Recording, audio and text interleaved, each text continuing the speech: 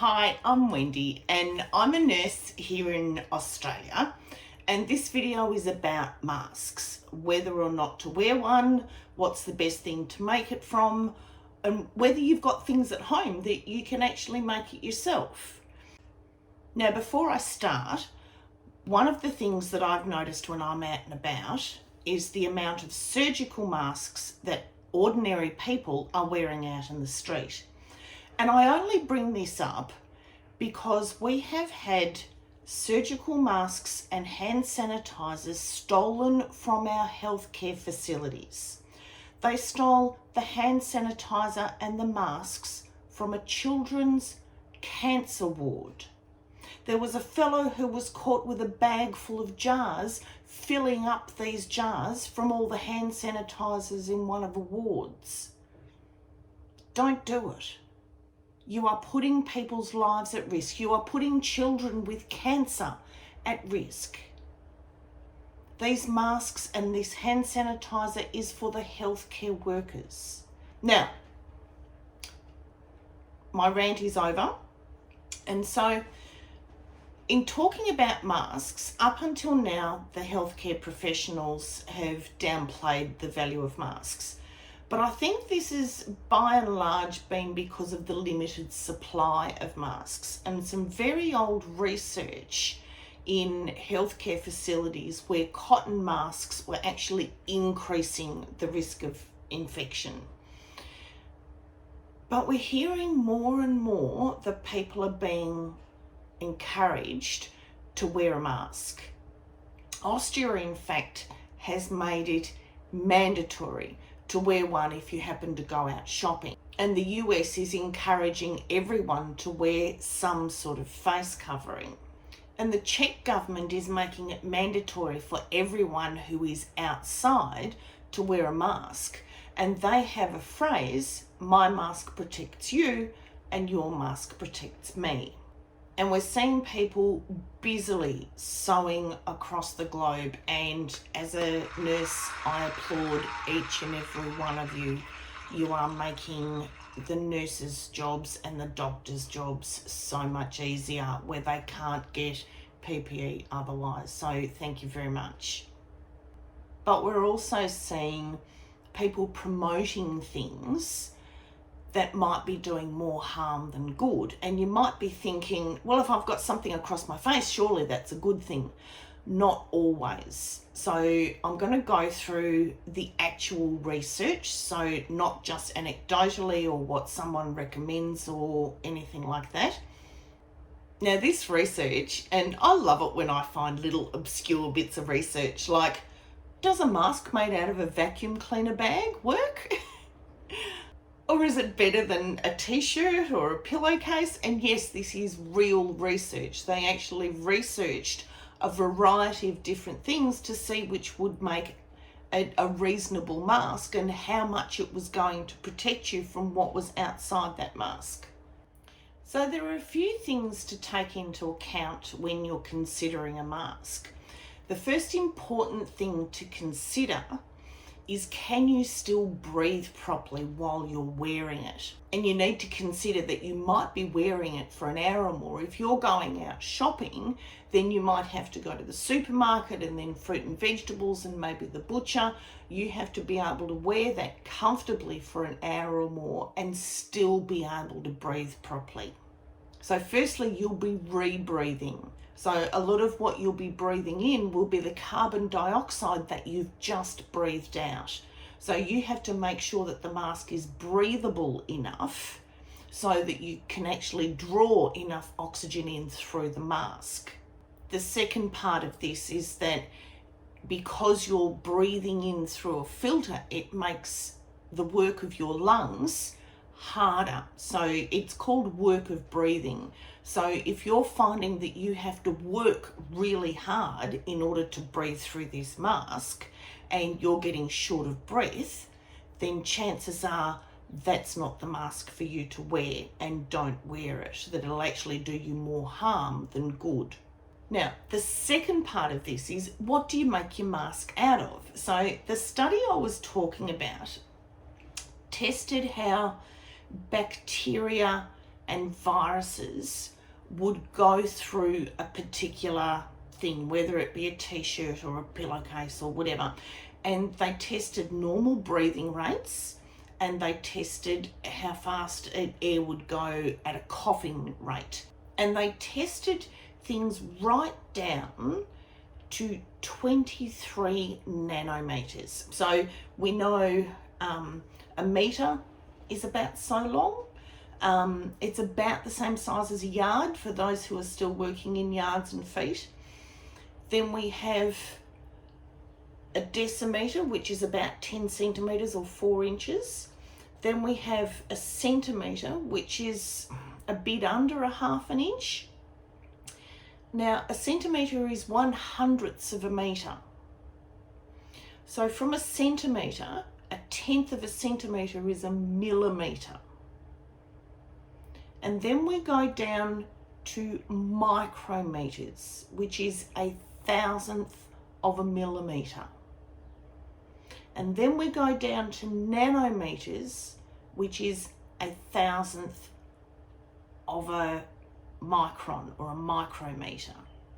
So these particles are really small. Now, COVID-19 is somewhere between 65 and 120 nanometers. So they tested what would filter out 23 nanometers. So these things will filter out a certain percentage of what is 23 nanometers. So it's smaller than COVID-19. So if it protects 50% of something that is 23 nanometers, it's going to stop a higher percentage of something that is bigger, like COVID-19, which is 65 nanometers. Still really, really small. Ordinary microscopes cannot see something that is the size of nanometers. So I'm going to put up a table, and if we have a look, we've got a column for bacteriophages, which are 23 nanometers. They're on the right-hand side. The ones on the left-hand side are actually bigger than COVID-19, so I don't want to have a look at that side. I just want to have a look at what filters out things that are smaller than COVID-19.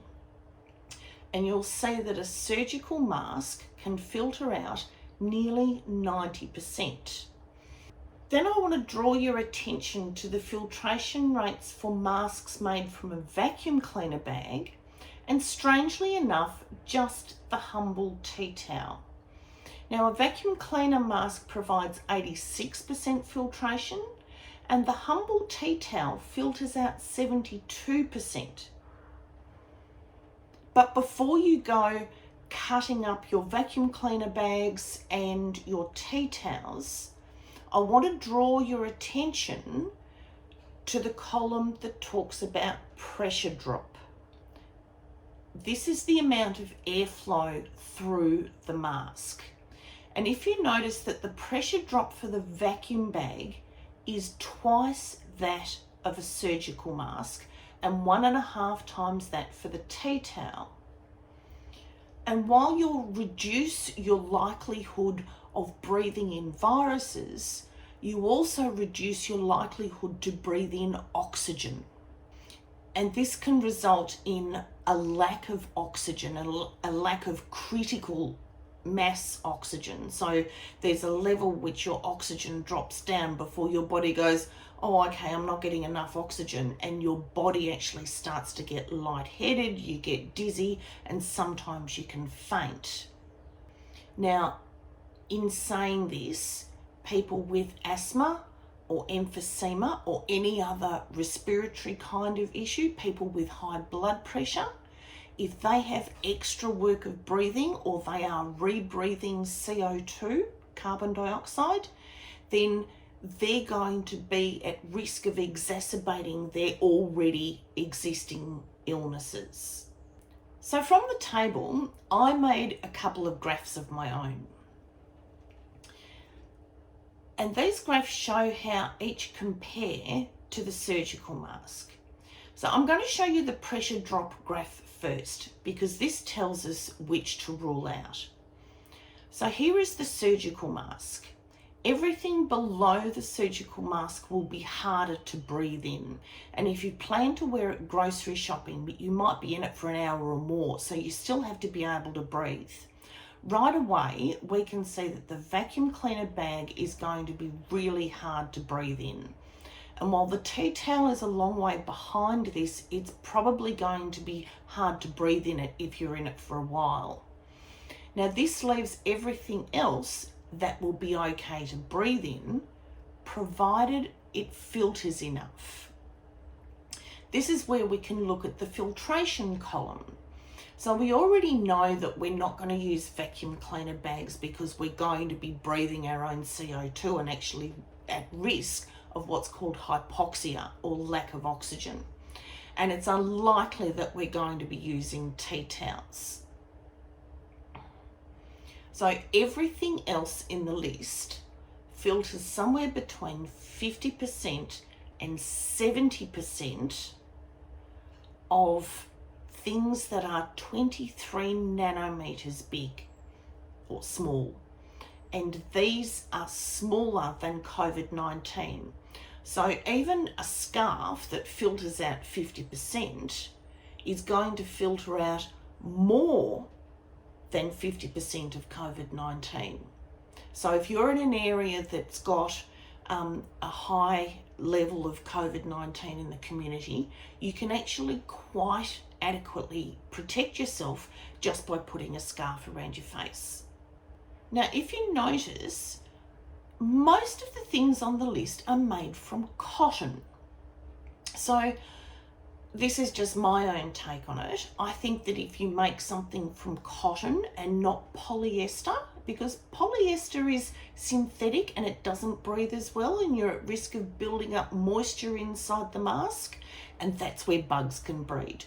So I'm recommending cotton because it can breathe. It will filter oxygen in really well, but it'll also keep out those extra particles. You can make it double layer, but bear in mind that you're going to have extra work breathing in through that second layer. So one of the important things about a mask is that it has to fit properly. If you've got great big gaps and things like that, then all that's going to happen is that the air is going to breathe in. So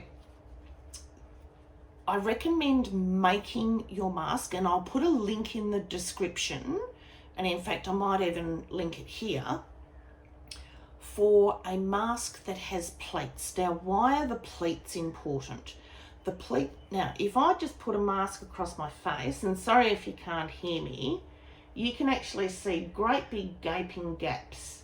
Now, what the pleats allow me to do is to pull it down over my chin, and now all of a sudden that's flush to my cheek. And so I'm only breathing in through the front of the mask. So please stay at home. If you need to go grocery shopping, write out a list of what you're going to need over the next week, so you only have to go to the grocery shop once. If you need to meet up with someone, keep your social distance. There's a fantastic phrase, 2 meters distance determines your existence. And I love that phrase. Keep 2 meters apart. In Australia, they've put it at 1.5. I don't know where they came up with that figure, but most of the rest of the world is keeping 2 meters, and the further the better, as far as I'm concerned. The further you are away from somebody, the less likely you are to catch it from them. And the only way this virus can stay alive is jumping from person to person. So don't give it that opportunity to jump. Don't let it. So the short answer is yes. Yes, you can make your own mask, and yes, it will protect you. Not necessarily to the same degree as a surgical mask, but it will protect you. So get busy sewing. I'll put the link in the description, so you can just get out your sewing machines and you can start making masks. Make it from cotton. From seeing on the list, the ones that were cotton were the ones that were able to breathe the best. So I hope you've enjoyed the video. I hope you put the video to good use and start making some masks. You can make them for your local clinic, you can make them for your hospital. Just check with them first as to whether they'll accept them or not. And hit subscribe to join the village. We are a fantastic village of people who look out for one another. Hit the bell and share the love, and I will see you in the next video. Thanks for watching.